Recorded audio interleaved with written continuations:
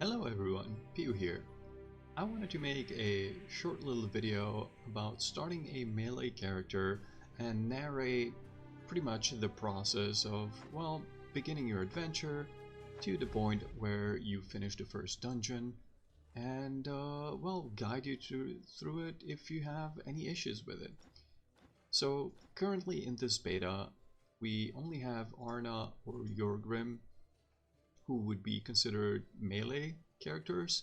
Um, Derwin is more of an archer.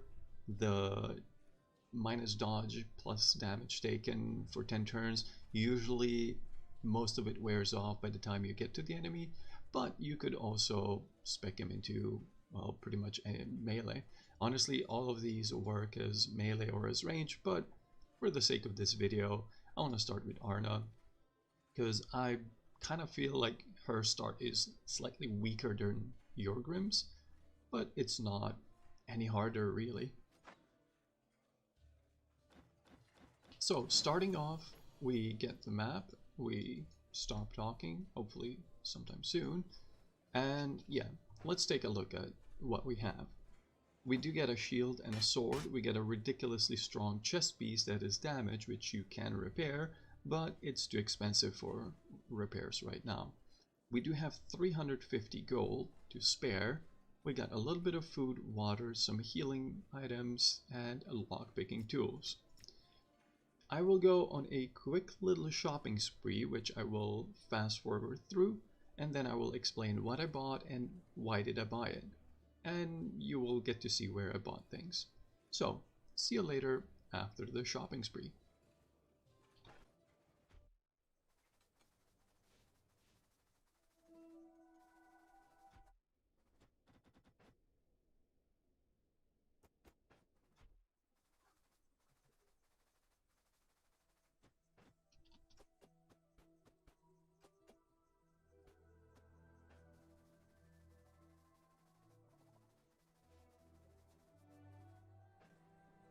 And here we are.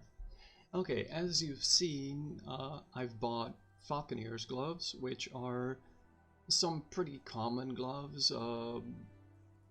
These are more on the expensive side. I just bought these because I had access to them this time. But generally, I like to buy some gloves for around 100 gold, since it does seem to help quite a lot with getting wounded in your hands. And the more you get wounded, the harder the game becomes for a melee character. Next up, I bought 2 splints and 2 healing salves and a bandage. I like to overstock on healing, especially on early levels, especially as melee, since you will get hit, you will get damaged. There's no getting around it. It's just gonna happen. Splints especially really useful if you end up stepping in a trap, which generally should never happen. You should be using your detect traps ability as often as possible. Healing salves, bandages, mostly used for managing your pain and preventing bleeding out or just dying too fast. So next up, once we've done our shopping, we want to go to the Elder's house. You go up the stairs and you get your first quest. Just pick the top one, strike the deal, and good luck. He will have shown it on the map where you have to go. This time we got extremely lucky. We're only 2 tiles away from the starting town. Sometimes it can get as far as 5 tiles, but generally it's pretty much the same process getting there and finishing up the first quest. So this is what we want to see. We want to have average danger. That's something we can handle as a level 1 character, and that's pretty much it. Now we get to spend our skill points. Since we start with a sword and shield, and I kind of want to make this character into a sword and shield character, we could start with shields, but we don't have like a great shield yet, so I would rather prefer going with the sword skill tree, getting the cleaving strike and the keeping distance ability. Both of these are not only offensive, but also perform a pretty darn good defensive role. So with that, let's just venture out. Again, I will fast forward a little bit until we hit any danger, really. As soon as we find our first enemy, I'll be sure to comment again.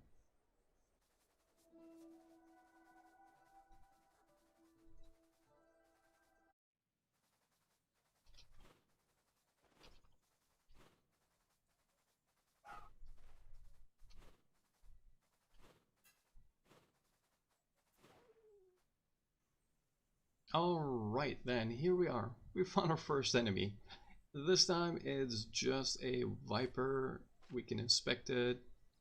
Snake stealth, it's fine, nothing too crazy.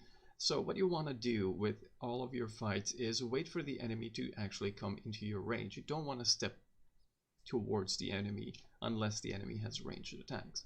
So we're just going to pass our turn twice. Here we could attack the viper, but we have the keeping distance ability. So if we retreat one tile back and the viper follows, we get a free attack on it. I've also noticed some wolves in the distance, and by the way, you can move the camera around with the middle mouse button, with the mouse wheel. Some wolves in the distance. You generally don't want to fight the wolves too early, unless you kind of fancy your luck. They can be really dangerous since they attack in packs. However, attacking them one by one isn't that hard. So, since we're so close to the enemy stronghold, we just continue downwards. And you see me using detect trap quite often near roads. What tends to happen is poachers place traps on the roads, and if you get hit by any of the traps, well, tough luck, and nothing good comes of it. In this case, we have this little outpost here. We want to circle around and find the entrance. But we do want to keep quite a nice distance away from it. Another thing, when you see mushrooms or when you're in forests, you can hold down your Alt button to see all of the items that are in your vision. Makes it slightly easier to find those things. And there we go. Since this is a bandit outpost, we want to approach tile by tile. That's going to be a little hard to lure them one by one, but let's try to. We got both of them. And this is where... he's a ranged one. Well, we're going to be using corners to our advantage. And this is something you should always do. Use the terrain to your advantage. He shouldn't be able to shoot at us. He was actually.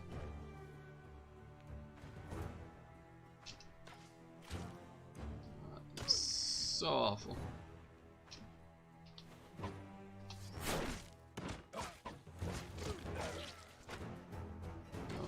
No. Oh! We deal with this guy.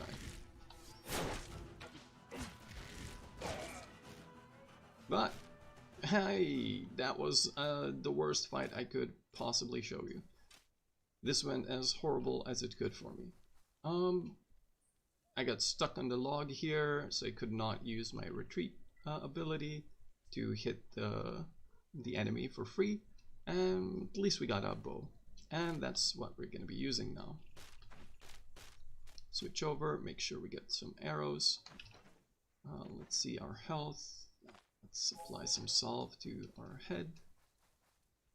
And there we go. Before we enter, we do want to rest up, because we took a little more damage than we should have. But yeah, that's about it. There we go. And in we go.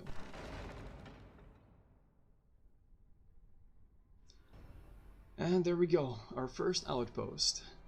What I like to do is use scout, detect traps in every single room I am. And since we got a bow, let's use it.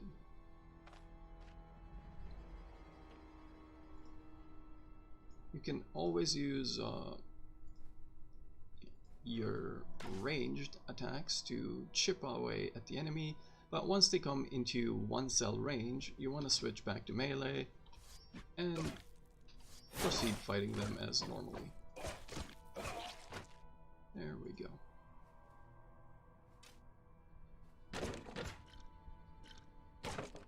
The rest is pretty much just us looting this place clean. But as I said, you want to be using your range to your advantage. Even if you're not making a ranged character, just use a bow. Hitting the enemy once or twice as they're approaching you is honestly worth it already. Especially since you can prepare in front of doors like this. Once you open them, so easy to get one free hit.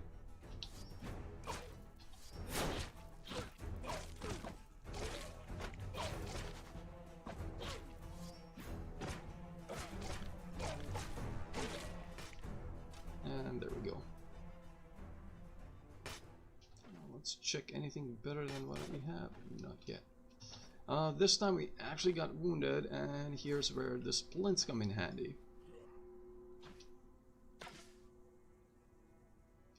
Again, one cell.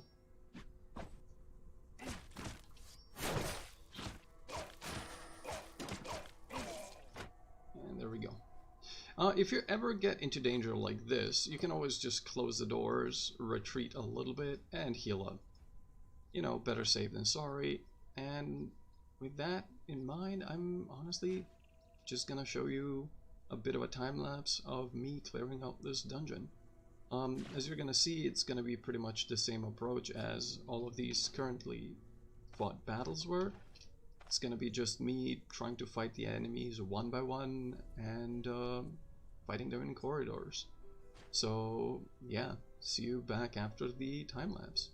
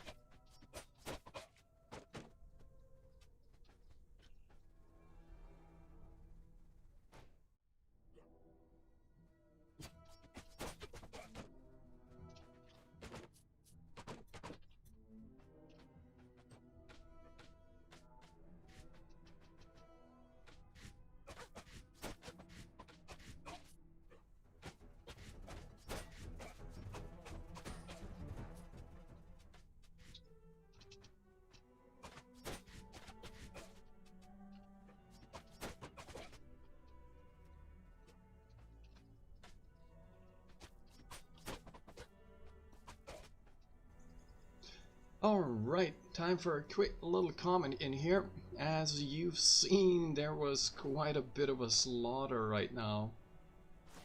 And yeah, this tends to not happen to this degree. I don't remember when I had this many enemies at once, one after another, which did end up costing me one of these vivifying essences. I've never before have I found two, not even one before, so this is something I used for the first time in at least this early on.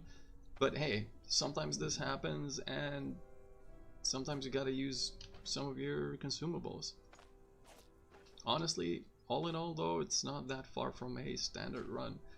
Like I said, starting with this character is pretty difficult because Arna ends up taking quite a couple of hits. You don't have as much damage, and honestly, the more damage your character does, the easier your start is gonna be. But yeah, so far so good. We've rested up again. We have our bow ready. We have, actually, this might be a better bow in the long run. Oh yeah, would you look at that? It's an upgrade. We have our bow ready, we have our couple of arrows, which does help us quite a bit. But yeah, let's continue clearing the dungeon.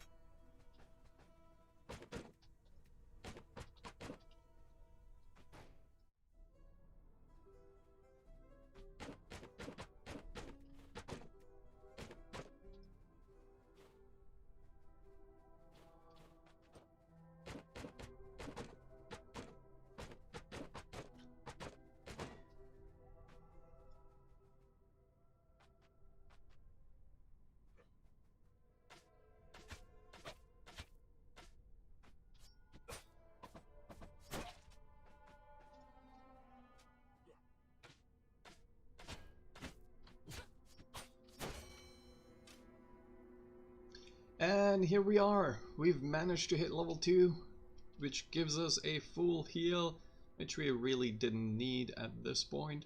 But hey, why the heck not? Arna, like I said earlier, Vitality is her kind of, she's lacking there a little bit, and a little bit of extra strength since we are bashing things down. And it's gonna help with our block power since we're gonna build into shields. Vitality, just a little more durability for her. And I wanna pick up Onrush. You might be tempted to go for passives early on, which, don't get me wrong, they're pretty darn great.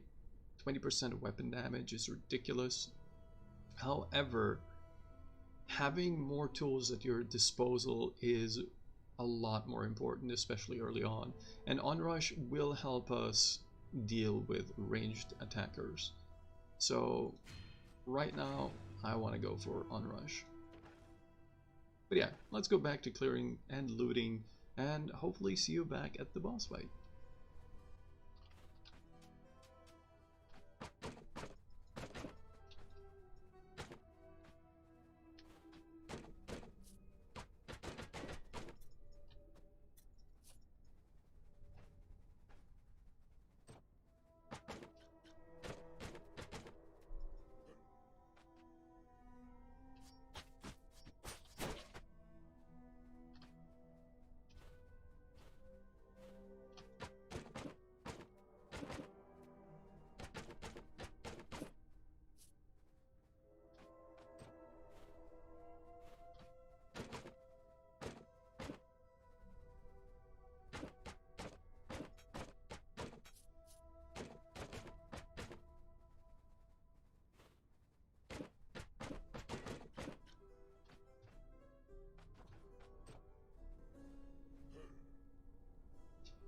And here we go, it's the boss fight. Yes. Okay, so Ivrig the Big, a brigand, has some armor on and a mace. So what do?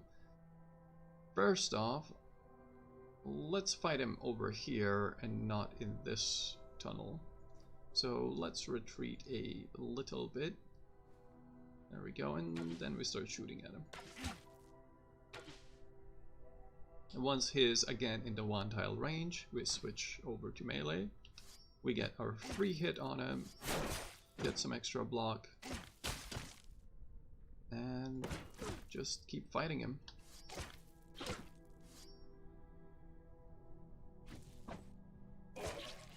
Now, why did I move down here? I could have moved backwards, but I was afraid that if he would survive that and use a bash on me, you don't want to get knocked back into a wall. That would stun me for 3 turns and most likely just kill me. So that was my bad in getting into this spot in the first place, but you gotta kind of play it out. Sometimes everyone makes mistakes, and yeah, this happens. You know what, I'll keep the purse for now. Actually, no, I won't. I won't have the space for this thing. The alchemy set. The thing that we were tasked with getting back. Ooh, we got pyromantic treatise 3. Oof. Okay. Well, that's quite something. So sometimes you're gonna get lucky with items like this, other times not. Honestly, every single time you go into a dungeon, you're gonna get something of value. You can't consider this run of mine any luckier, or on the other hand, unluckier than any other run. So yeah, don't be too bothered if it seems that you're not getting any good items at one point. You're gonna get them eventually. Give me the rag. Come on. There we go. So, this is it. We've pretty much completed our first assignment. And now we just gotta get out and, well, cash in. If there's anything I've forgotten, I don't think so. Yeah, I probably want to like loot this whole place just in case.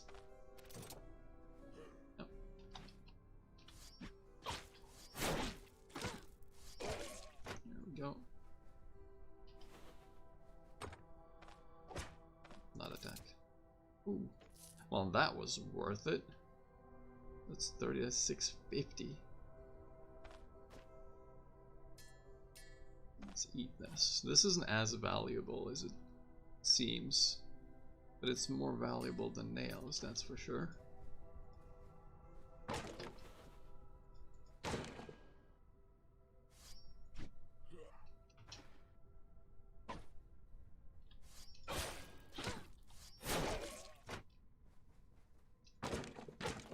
There we go.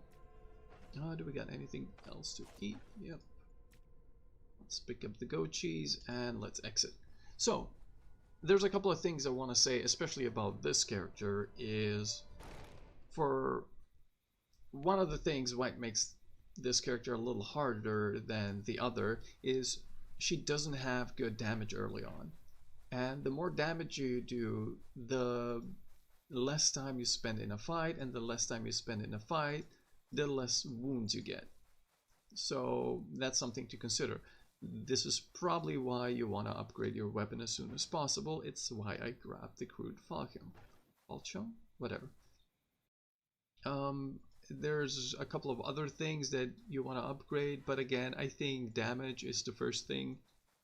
Even if you want to go for a very defensive block-oriented build, you want to kill the enemy somehow. So yeah, that's something to keep in mind. Other things, as you see, we did overstock on healing items early on. We did fully use a healing salve. We used both of our splints. We used 2 bandages.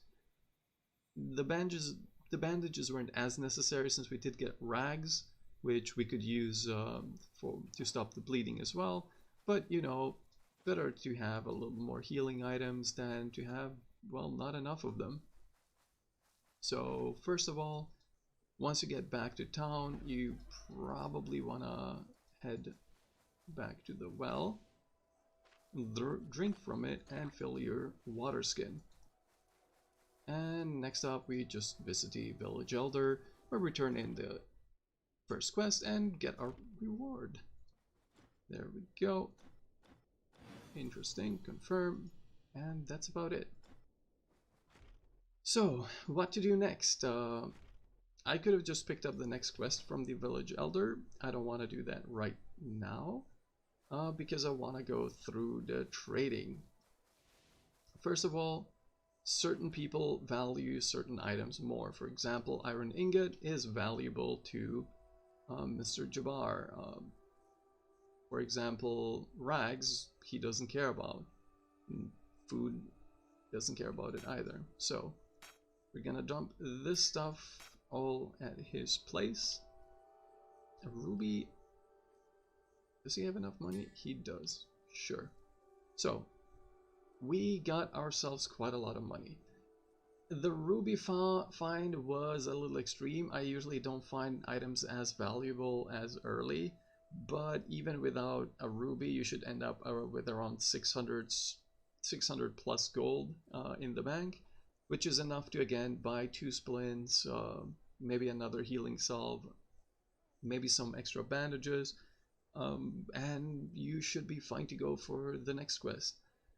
The other thing that I mentioned earlier is upgrading the unique chest piece. As you see, it's 500 gold, which is a massive amount of gold.